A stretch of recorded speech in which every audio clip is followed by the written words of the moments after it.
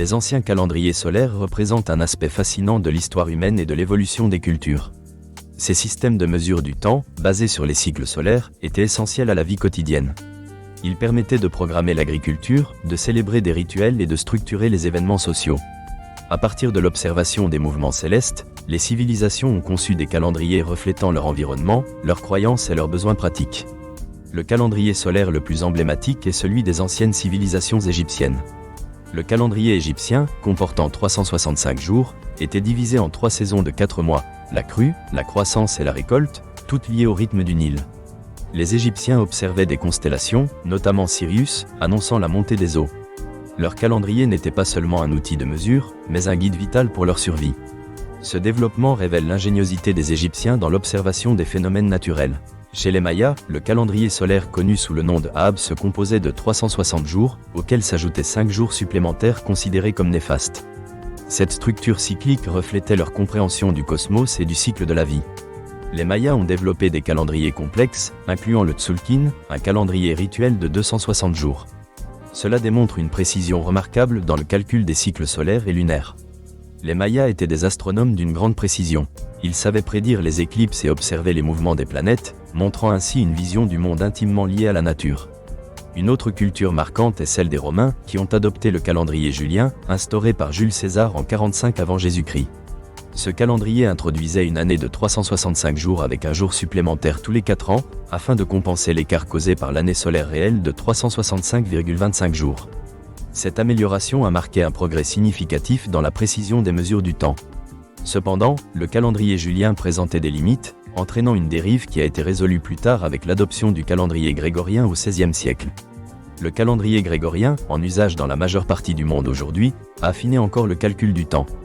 Basé sur une année solaire de 365,2425 jours, il réduit les erreurs accumulées par le calendrier julien.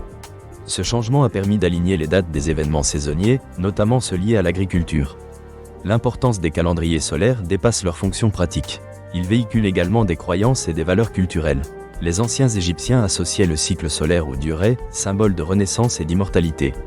Dans cette vision, le temps transcende la simple mesure pour devenir une manifestation du divin sur Terre. Les anciens calendriers soulignaient ainsi l'ordonnancement de la création et l'interdépendance entre l'homme et le cosmos. Les anciennes civilisations indiennes ont également considéré le temps de manière cyclique. Le calendrier Vikram Samvat, basé sur le soleil, reflète les rythmes saisonniers et agronomiques. Il incorpore aussi des événements religieux et mythologiques, témoignant d'un lien intriqué entre la spiritualité et la temporalité. La diversité des calendriers solaires à travers le monde montre comment chaque culture a appréhendé le temps à sa manière. Les calendriers chinois, par exemple, allient le solaire et le lunaire. Leurs mois se fondent sur les cycles lunaires, tandis que les années sont ajustées pour tenir compte des saisons, enracinant ainsi les calendriers dans leurs pratiques culturelles. Les défis posés par ces calendriers ne résident pas seulement dans leur structure, mais aussi dans l'ajustement au cycle réel du Soleil tout en maintenant une cohérence sociale. Le passage à un nouveau système de calendrier comportait toujours le risque de perturber rituels et saisons. Une dimension du mystère est la manière dont ces calendriers ont été transmis et transformés à travers le temps. Les cultures ayant interagi ont souvent influencé les pratiques de mesure du temps de leurs voisines. Ce syncrétisme est observable dans l'intégration de caractéristiques des systèmes calendaires d'autres cultures. Aujourd'hui, l'intérêt pour les anciens calendriers solaires résonne avec un mouvement de reconnaissance de la sagesse autochtone et des connaissances ancestrales. Ces systèmes témoignent d'une relation symbiotique entre l'homme et l'environnement. À travers la recherche et les pratiques contemporaines, ces calendriers ne sont pas seulement des reliques du passé, mais des modèles pour repenser notre relation avec le temps. Ainsi, l'étude des anciens calendriers solaires révèle bien plus qu'une simple mesure. Elle plonge dans les croyances culturelles, les pratiques agricoles et le développement scientifique. En examinant leur diversité et leur évolution, on perçoit comment ces sociétés ont compris leur place dans le cosmos.